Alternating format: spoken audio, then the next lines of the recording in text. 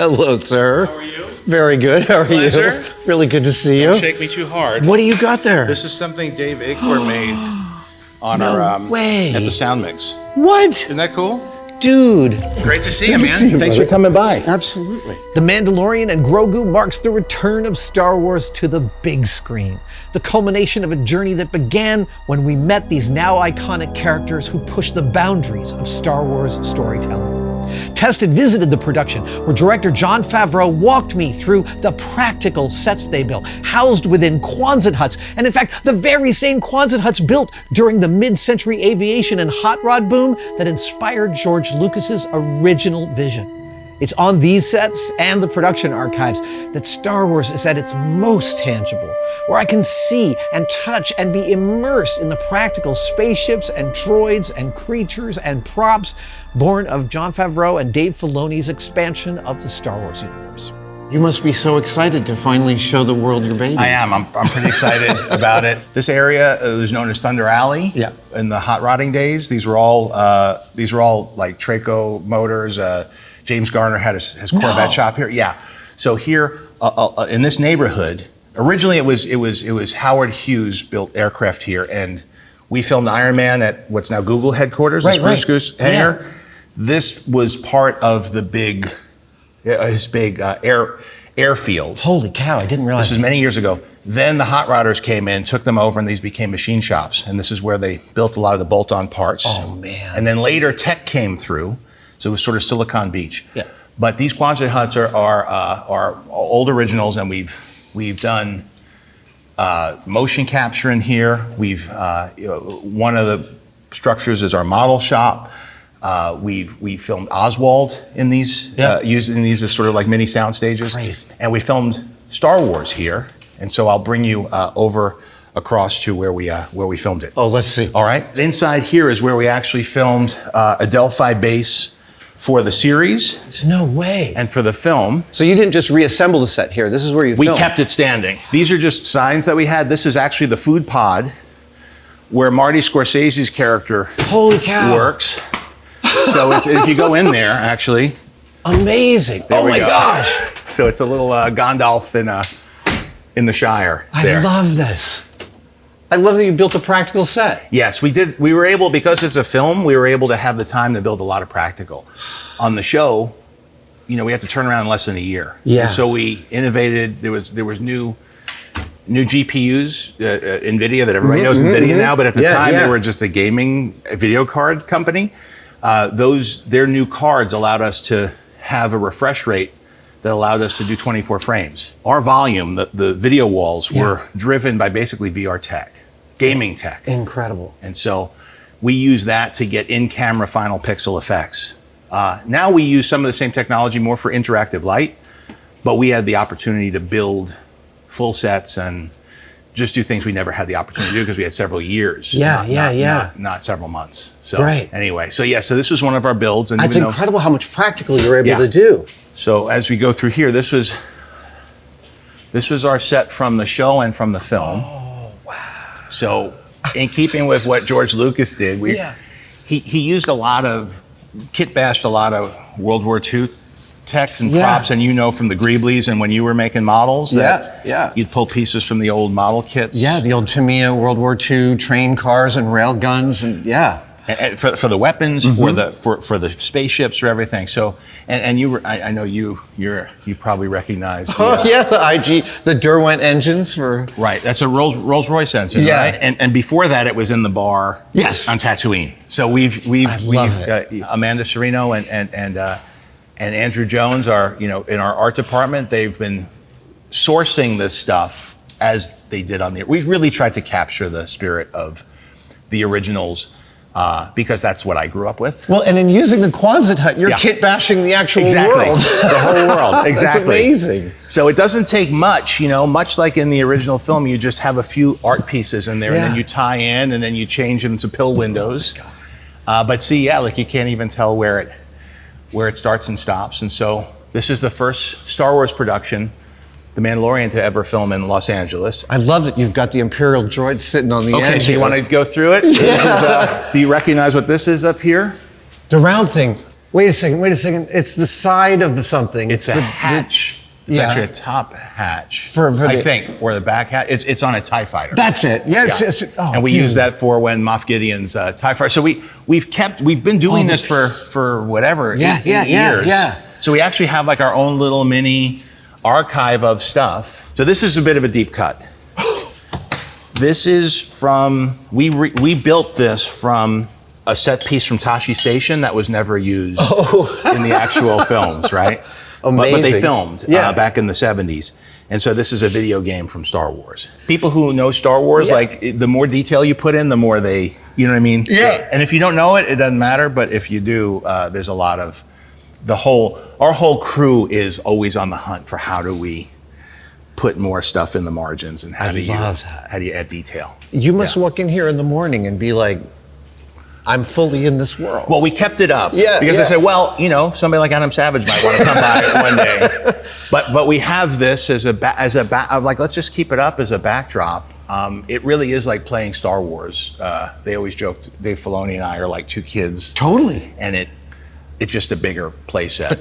And that's why you get the big play sets, because you guys make really great toys out of it. Thank you. Well, actually, you want to see we have more toys over here.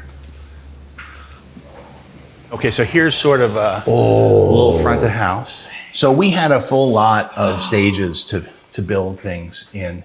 And then we would use the tech in a different way because we would, sometimes be on real locations, sometimes film at real locations and tie into ones that we build. Amazing. But we weren't relying on the volume in the same way to actually replace the sets live, but it created reflections and interactive light. Mm-hmm. So it wasn't just blue screen. Right. And so we could build pretty big sets that we would, anything we interact with, we build. And if we extend up, we didn't use the traditional technique of just digital extensions and then just fixing. We wanted to make sure that the main characters were getting optimal photography, practical photography. Amazing. And so that means providing proper reflection so you're not painting things out. So we found that the technology that we developed for the show could be leveraged.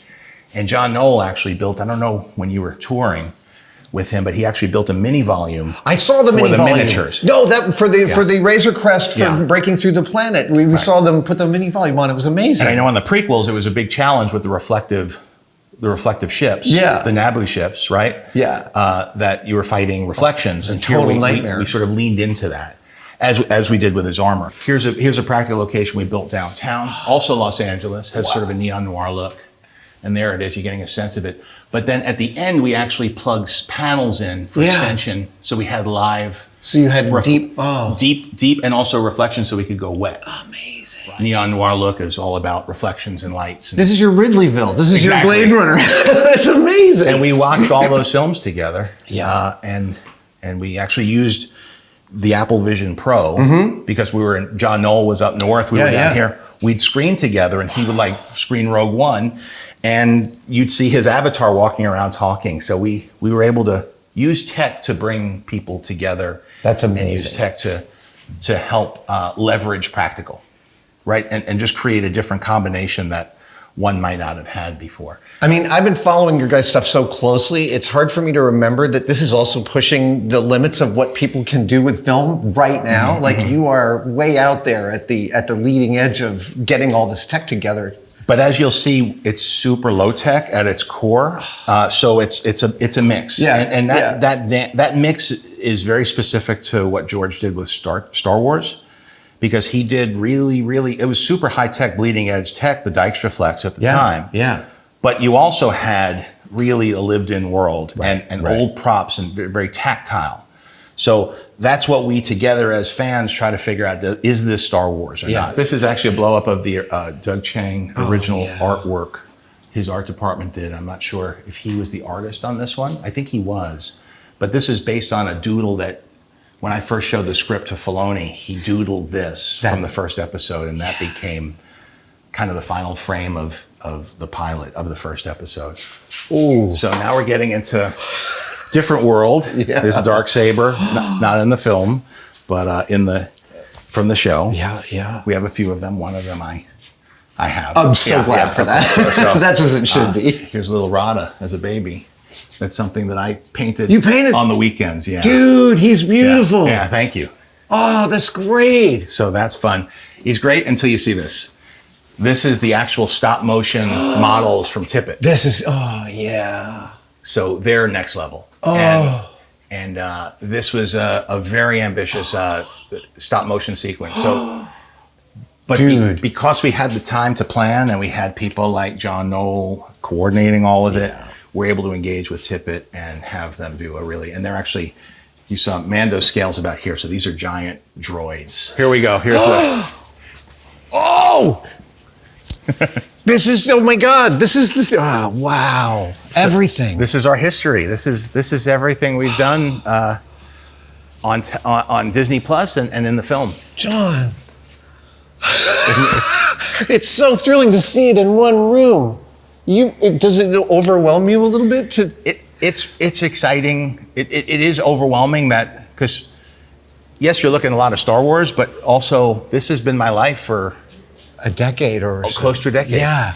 And all these people that we get to work with that are, and this is a collection of work of, this is stuff that we were able to build for the show. It's costumes that were built by Legacy, Ironhead. Yeah. It's even like those little bird cages up there. That's in the set.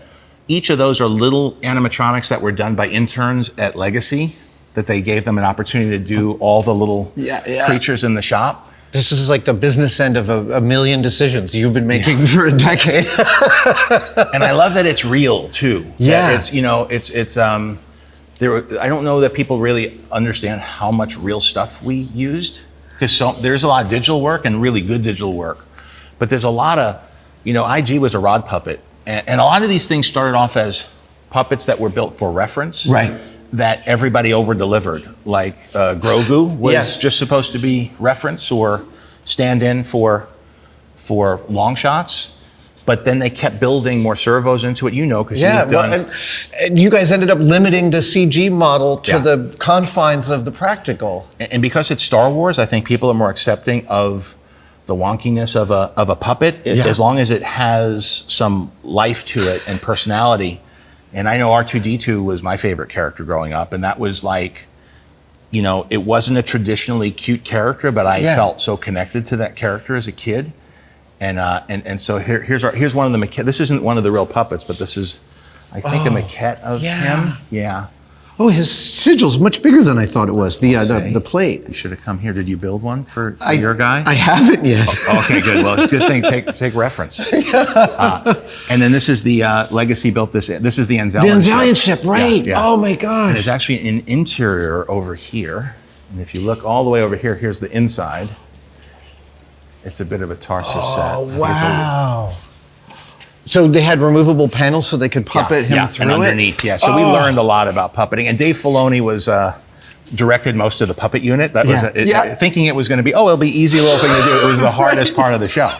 And then if you have Anzellans, you have 4 Anzellans going, and Baby Yoda and Grogu. That's a lot of passes and then motion control. So you're doing separate passes for each puppet? Sometimes. Yeah. It depends on what they were doing. Sure. But often that was the best way, because all the bodies underneath working the rods, and you get more control of performance. So I remember reading about how concerned George was right up until Yoda, filming with Yoda, is this going to work? Is this character going to hold? I'm curious if when you're getting ready to unveil Grogu, does he give you any words of advice or encouragement about taking that character and making them so central? Not at that point. We didn't know to what extent we'd be using him. And we, through the course of filming, started to really see what the practical version was doing. Again, we thought it was going to be mostly CG with just a maquette that had, they said, let's just build a little bit of movement in, just so in case it's in the background. For a television show, you're not paying for a CG shot. Sure. If it's just in the background, just have it move around. Right. But the people at Legacy just over-delivered, then facial, then movement, then the rods. And then you start to look at the thing, and it was actually Werner Herzog who was on the set, because we would shoot with for a lighting reference. Mm-hmm.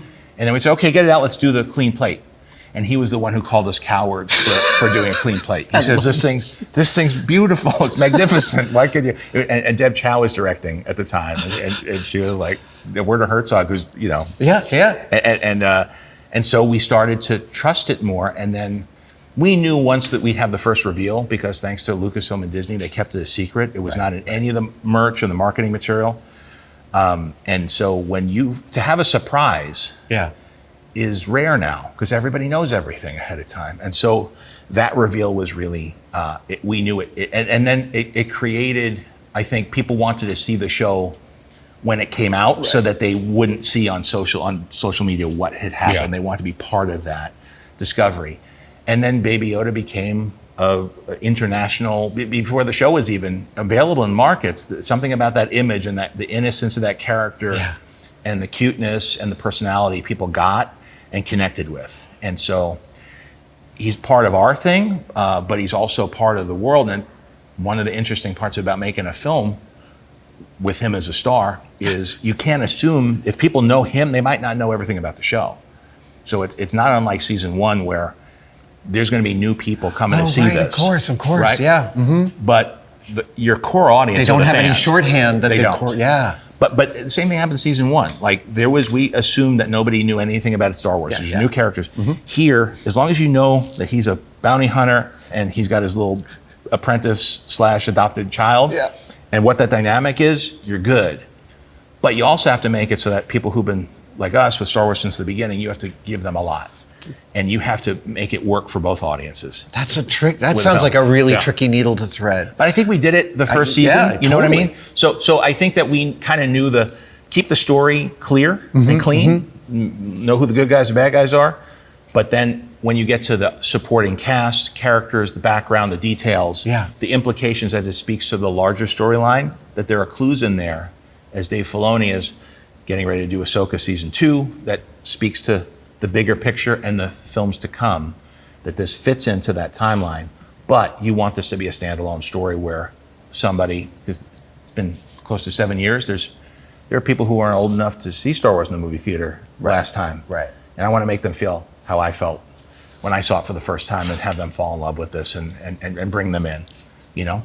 I love that you talk about all the artisans working on all these things, going above and beyond and over-delivering. And I want to tell you, when I worked at ILM, that was definitely the ethos, was like, you finish the back of your set to be really nice because it's us. It's like a Michelin star kitchen. Yes. You want to make sure that you know, even if the customer doesn't know everything, you know that you put everything into it, and that you did the best you could. And then other people who do it too are paying attention to what you're doing, and they appreciate it. Well, and as the director, you're trusting so much that whole team.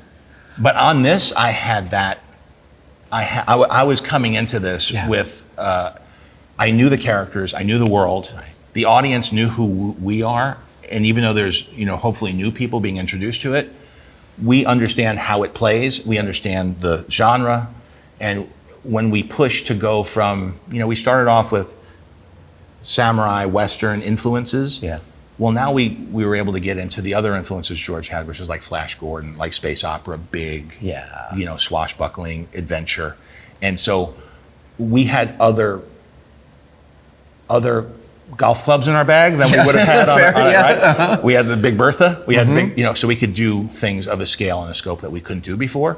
But we were building on something we already knew with craftspeople that were at the top of their game. Yeah. So I never felt this experience going into a film where we already felt like we did our reps together. Incredible. And then finally when we hit the set, it was, okay, what can we do from here? So I have a story before we wrap, which is that when I got on Star Wars on episode 1, it was just the last 8 months of production. So there was a warehouse over there at Kerner where all the models from episode 1 were. Yes. And I was just there for a few months, and I was new, so I was telling people what I could do, and I mentioned that I'd made a whip, and my supervisor Brian Gurnan was like, bring in your whip tomorrow, I want to see it.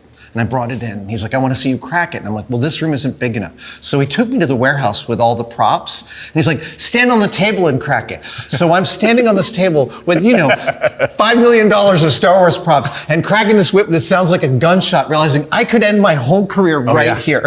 That's right. You could have took out a tauntaun. Exactly. That's hilarious. But this is your version of the same. Yeah, it is cool to see. You don't realize when you're doing it until you stand back and look at all the things. You realize you've been doing it for a long time with a lot of people. Yeah. and you sort of realize how much of your life you've spent working on something. So it's a little surreal, but it's fun. But the best part is, again, to be able to share it with other people and show. And I'm glad that you got to show everybody there, because I'm proud of the work that everybody did, and it's good that you at least get a glimpse of it.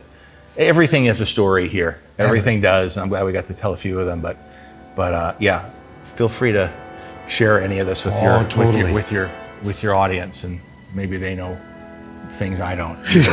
They're going to find some really interesting things. Yeah. Amazing.